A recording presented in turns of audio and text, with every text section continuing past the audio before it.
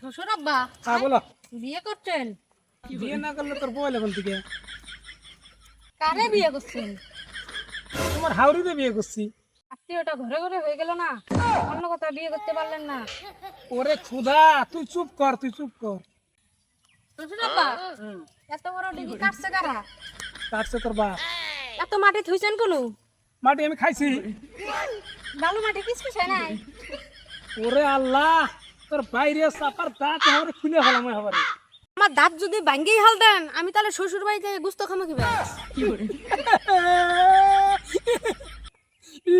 শ্বশুর আব্বা আপনি কান ধরুন না হাসুন। না না না না, আমি কাশি, আমি কাশি। আমি আরো ভাবতাছি এনে আসতা শুন। এই শালার কাছে মেয়ে বিয়ে দিয়ে আমি ছাই খাইছি, ছাই।